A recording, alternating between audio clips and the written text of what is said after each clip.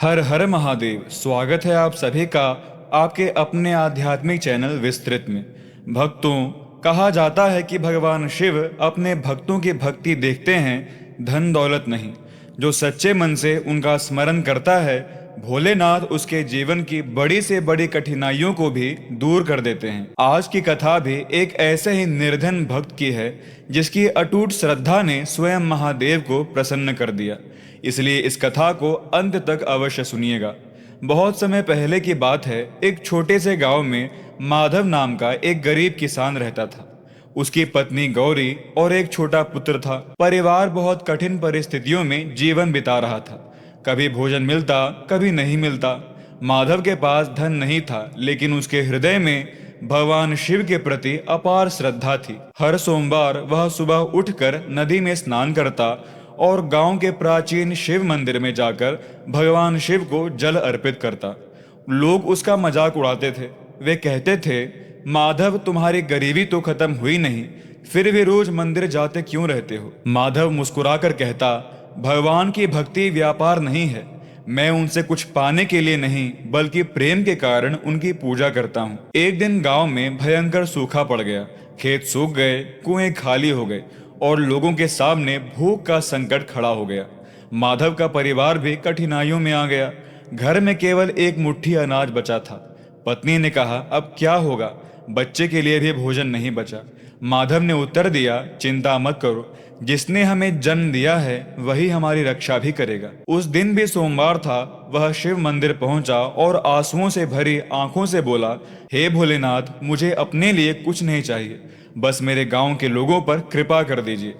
उसी रात भगवान शिव ने उसकी परीक्षा लेने का निश्चय किया। वे एक वृद्ध साधु का रूप धारण करके माधव के घर पहुंचे। साधु ने कहा, बेटा, मैं कई दिनों से भूखा हूं, क्या मुझे कुछ खाने को मिलेगा? माधव और उसकी पत्नी के पास केवल एक समय का भोजन था। फिर भी माधव ने बिना सोचे वह भोजन साधु को दे दिया। साधु ने पूछा, अगर मैं यह भोजन खा लेता हूं तो तुम लोग क्या खाओगे? माधव ने विनम्रता से कहा, आप अतिथि हैं, अतिथि में भगवान का वास होता है, हमारी चिंता भगवान शिव करेंगे। साधु प्रसन्न होकर चले गए। अगले दिन सुबह जब माधव उठा तो उसने देखा कि उसके घर के बाहर अनाज की कई बोरियां रखी हुई हैं।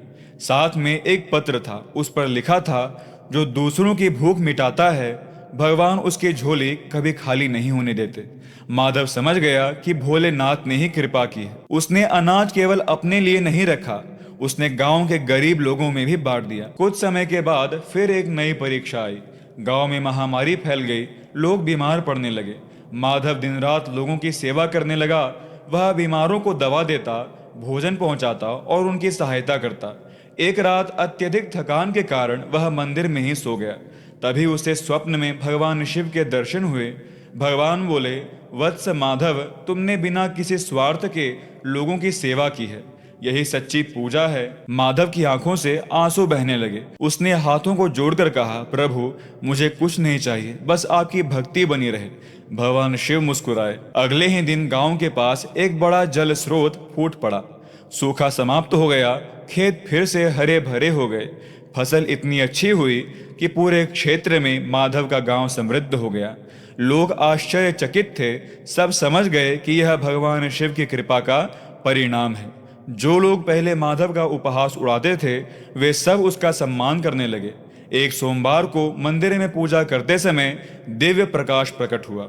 सभी ने देखा कि भगवान शिव और माता पार्वती वहां विराजमान हैं। भगवान शिव बोले, हे भक्तों, याद रखो, सच्ची भक्ति केवल मंदिरों में नहीं, बल्कि दया, सेवा, सत्य और विश्वास में होती है। जो व्यक्ति सोमवार के दिन श्रद्धा से मेरा स्मरण करता है, दूसरों की सहायता भी करता है और धर्म के मार्ग पर चलता है, उसके जीवन में आने वाली बाधाएं धीरे धीरे समाप्त हो जाती हैं। यह कहकर भगवान अंतर्ध्यान हो गए। भक्तों, इस कथा से हमें शिक्षा मिलती है कि भगवान शिव को दिखावा नहीं, बल्कि सच्चा हृदय प्रिय है। जो व्यक्ति कठिन परिस्थितियों में भी विश्वास नहीं छोड़ता, उसकी सहायता स्वयं महादेव करते हैं। यदि आपके मन में भी भोलेनाथ के प्रति श्रद्धा उत्पन्न हुई हो, तो पूरे विश्वास के साथ कहिए, हर हर महादेव, भोलेनाथ की जय। इसी के साथ आज की सोमवार कथा यहीं पूर्ण होती है। भगवान शिव की कृपा आप सभी पर सदैव बनी रहे। हर हर महादेव।